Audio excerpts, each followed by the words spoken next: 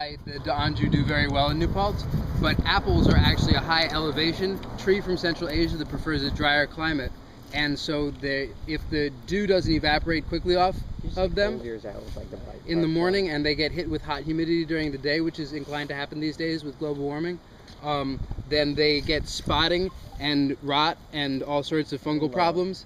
And so there's certain varieties of apples, because apples are heterogeneous, that have adapted to this region to produce different kinds of moisture tolerant fruits. And this is one of the crab apples that's dropping this time of year that is a moisture tolerant variety of apple.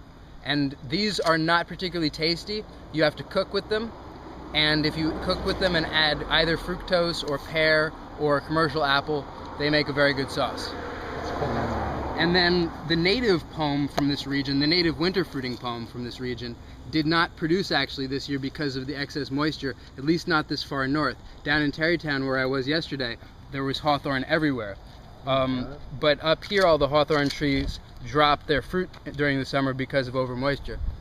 Wow. And they kind of look like the Taringo crab apples, which are the landscaping crab apples that have very small fruit that soften up when they freeze and become like a cranberry sauce flavor. But and some people mistake those for these, but these are definitely much different. They're fatty, you can eat the seed, and they have a mild rosy flavor that's kind of sweet, not sour. And so this is the winter fruiting pome from North America. That's amazing. And then the summer fruiting pome in North America is serviceberry, which is like a blueberry with almond flavored seeds in the middle. And they prefer higher altitudes or places in the Appalachians that are slightly drier than the valleys of the Northeast. Are there any rose trees in the rose family that you have to avoid? The what? That you have to avoid? You just want to avoid the leaves of the cherry trees. Yeah. That's all. That's amazing. Yeah. And Japanese cherry leaves are actually edible. It's just the American and European cherry leaves that are poisonous. And they're not poisonous until they're wilted, but it's virtually impossible to get them without wilting them.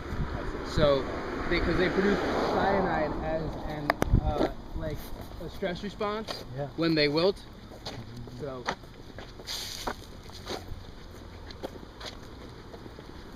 And that's why people say apple seeds are poisonous, even though you'd have to eat ridiculous quantities of apples in order for you to get enough cyanide to actually be poisonous.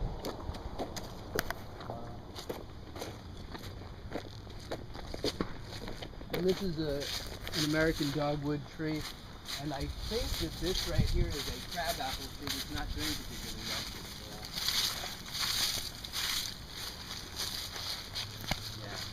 Yeah, you can see it's a Taringo crab apple because you can see the tiny underformed fruits. Yeah. And then this is the other type of, there was those, over there's a patch of probably yellow flowering daylilies, and these are the orange flowering daylilies that have a short period of bloom in August. The yellow flowering daylilies bloom early in the season and late in the season. What are these that have fallen? Those are black walnuts. Yeah. And these are actually very good specimens for this time of year. They're usually rotten by this time of year. But I would get them if I could. They're definitely worth trying. Awesome. There's a lot of wood, right? It's a fair amount. Probably dropped by birds. With the walnut, so what would you need to do? What you would first do is you'd find a rock or a brick or a hammer, and you would knock off the outer hull. Okay. And then if you leave it to dry for a few days, it won't stain your hands as much, but it helps to wear gloves. And they stain your hands like a yellowish, orangey color, which fades to brown and then black and lasts for about a week and a half to 2 weeks. But then once you have the hull off, then you can smash the shell, and you want to try to smash it like with an even shatter in all directions so that it separates from the shell, because if it doesn't, it can get lost in the pieces of shell and be very hard to remove. And you use a paper clip, or I use a paper clip or a nail tool like for Yeah. cleaning nails to dig out the meat, and I want to do some of that later today, and dry roast the larger pieces of nut. Yeah. It's difficult because you get shell fragments in the nuts, so you have to be very careful with your quality control, and so it helps to eat like 80% of the nut material when you're digging it out, Yeah. and just take the really nice large pieces Yeah. and put them into your baking system. Yeah. When we find good rocks for especially this also.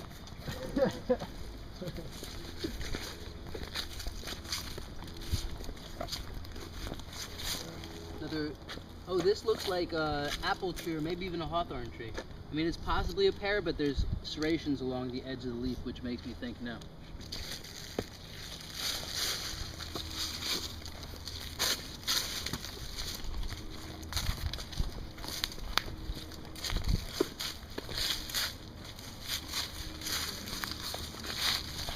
This right here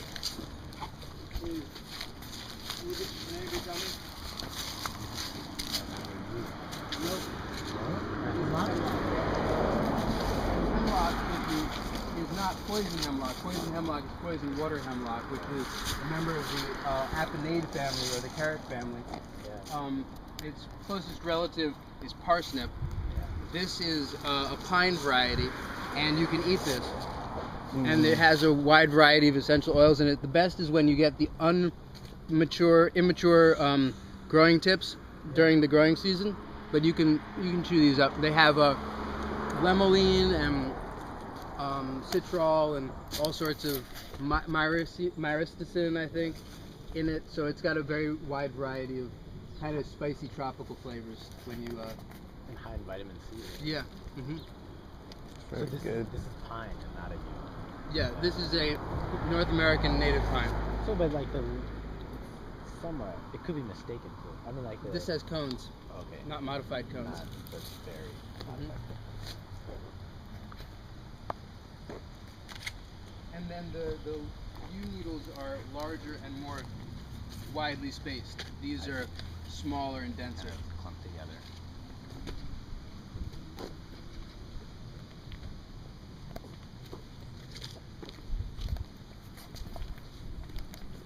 Here's another North American pine.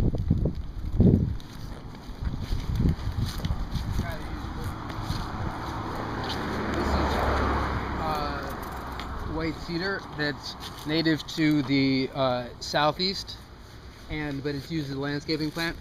Further north, you can use these dry needles in smoking or incense or potpourri.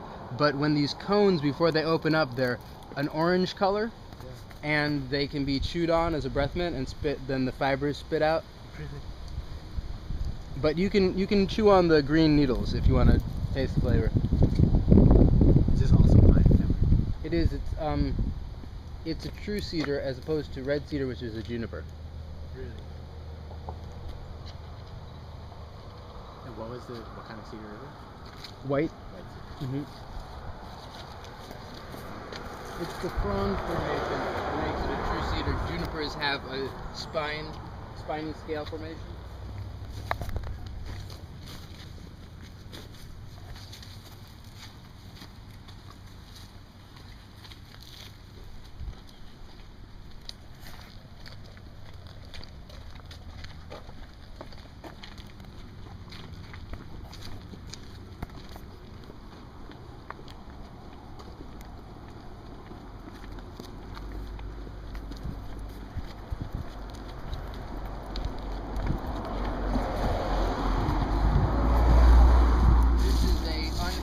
Lilac bush.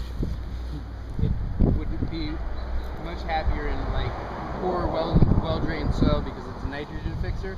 In dense clay, wet soil, it gets fungal diseases pretty easily. It prefers to fight for its nutrients from the air with its bacteria. And this right here is a smoke bush. No, it's called smoke bush because of these. They're actually drupes that contain little seeds, which are like this one right here. This is one of the little seeds, and they're not flowers at all, but they are called flowers, and This is related to sumac, but it's also related to pistachio. It's related to mango, and you can smell if you crumble up the leaves that it smells like mango peel.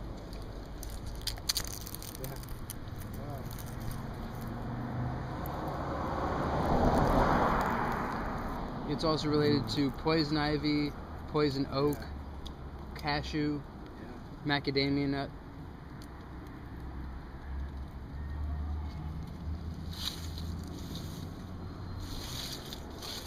And there's actually smoke bush varieties that are native to all continents. Really? Yeah. There's a North American greenleaf smoke bush that stresses like bright red and yellow coloration this time of year. And then there's the Eurasian smoke bushes, which often have purple foliage and more leathery leaves. And So which one, do you know which one this one is? this one is a Eurasian one. And another member of the same family is longan, and the longan peel and lychee and rambutan. And those peels also have a mango peel smell and a drupe-like cluster of fruit. And most people don't realize that mangoes are not an individually appearing fruit or even like a double fruit. They come in large drupes that are like the size of your torso. And there's maybe 6 or 7 mangoes on a drupe.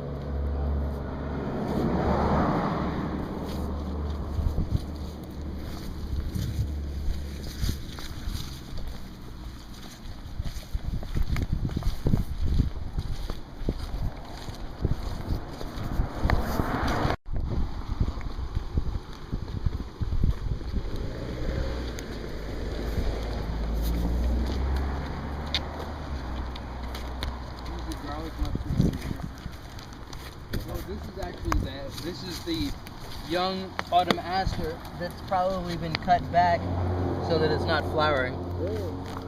And then this is garlic chives. But this right here is garlic mustard. And this is a cruciferius. I believe it's actually a brassica, which is one of the branches of the cruciferius family. And depending on the time of year you get it, it can taste like mustard or garlic, or it can just be bitter. This time of year it tastes like garlic because of the cold weather.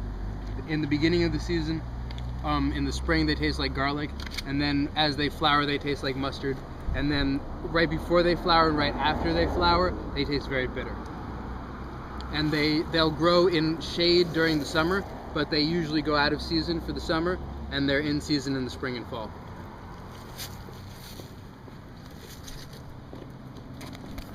This is another deadly nightshade that's native to North America.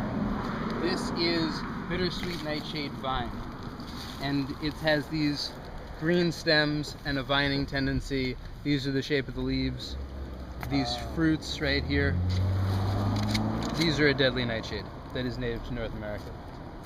Or actually, no, it might not be native to North America, but I would think that it is. It does grow in North America, unlike European deadly nightshade.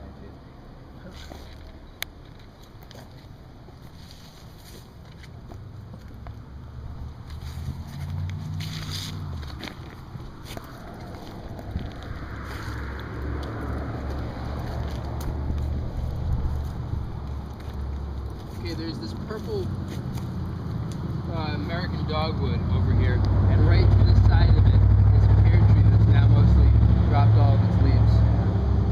And that's an anjou probably as well. Sort of. Or the prune. Yeah. And then that may be an apple tree. Yeah. Also.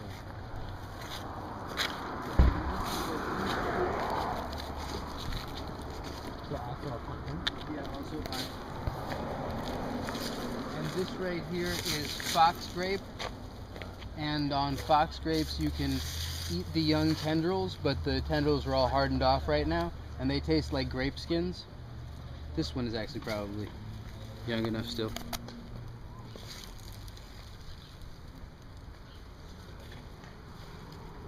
I mean, even if they're hard, you can still chew on them.